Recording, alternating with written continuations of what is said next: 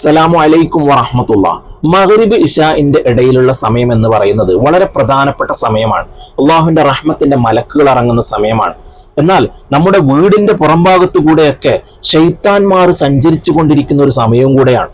അതുകൊണ്ട് ആ സമയത്ത് നമ്മൾ ശ്രദ്ധിക്കേണ്ട ഒരു 5 കാര്യം, അത് വളരെ പെട്ടെന്ന് അങ്ങോട്ട് പറഞ്ഞു പോവുകയാണ്. ഒന്നാമത്തത്, നമ്മൾ 5 വഖത്ത് നിസ്കാരവും കൃത്യസമയത്ത് നമ്മൾ നിസ്കരിക്കൽ നമ്മുടെ മേൽ നിർബന്ധമാണ്. അത് നമ്മൾ അങ്ങനെ തന്നെ നിസ്കരിച്ചിരിക്കണം. ഇവിടെ ഇശാ മഗ്രിബിന്റെ ഇടയിലുള്ള സമയത്തിനെ കുറിച്ച് പറയാൻ വേണ്ടി വന്നതുകൊണ്ട് ഞാൻ പറയുന്നു, മഗ്രിബ് നിസ്കാരവും ഇശാ നിസ്കാരവും കൃത്യസമയത്ത് നമ്മൾ നിസ്കരിക്കുക. എല്ലാ നിസ്കാരവും കൃത്യസമയത്ത് നിസ്കരിക്കണം എന്ന് ഞാൻ പറഞ്ഞു, ഓർമ്മയിൽ വെക്കുക.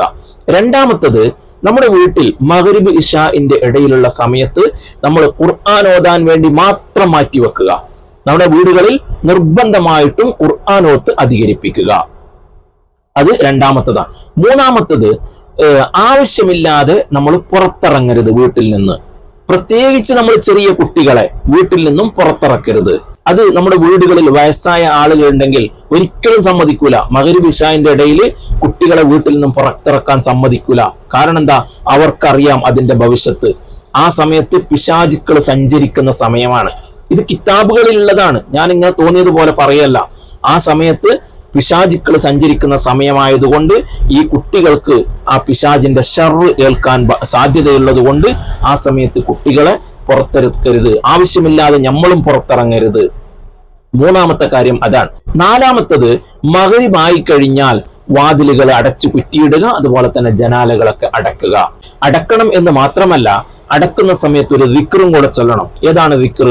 ബിസ്മില്ലാഹി തവക്കൽതു അലല്ലാഹ് വലാ ഹൗല വലാ ഖുവത ഇല്ലാ ബില്ലാഹ്, അല്ലെങ്കിൽ ബിസ്മില്ലാഹി തവക്കൽതു അലല്ലാഹി വലാ ഹൗല വലാ ഖുവത ഇല്ലാ ബില്ലാഹിൽ അലിയിൽ അളീം.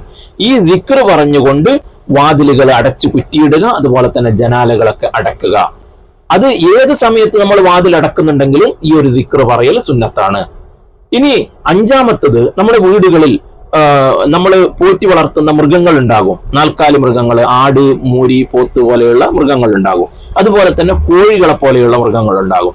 അതിനെയൊക്കെ മഗ്രിബിന് മുമ്പ് തന്നെ അതിൻ്റെതായ സ്ഥാനത്ത് നമ്മൾ കൂട്ടിയിടുക എന്നുള്ളതാണ്. കോഴികളാണെങ്കിൽ കോഴിയുടെ കൂട്ടിലടക്കുക. അതുപോലെ തന്നെ 4 കാലികളാണെങ്കിൽ അവരെ എവിടെയാണോ നമ്മൾ കെട്ടിയിടുന്നത് അവിടത്തേക്ക് കൊണ്ടുവന്നാക്കുക. അല്ലാതെ മഗ്രിബും കഴിഞ്ഞ് ഇശാഉം കഴിഞ്ഞ് അതിങ്ങനെ പറമ്പിലുണ്ടാകും, പിന്നെയാണ് കൊണ്ടുവരും.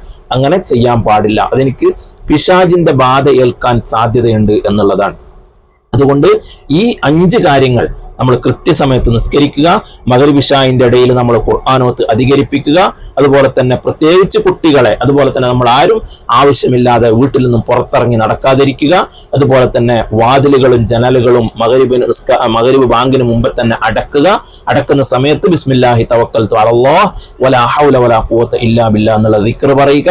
അതുപോലെ തന്നെ നമ്മൾ പോറ്റി വളർത്തുന്ന മൃഗങ്ങളെ മഗ്രിബിന് മുമ്പ് തന്നെ അതിൻ്റെതായ സ്ഥാനത്ത് നമ്മൾ എത്തിച്ചു വെക്കുക.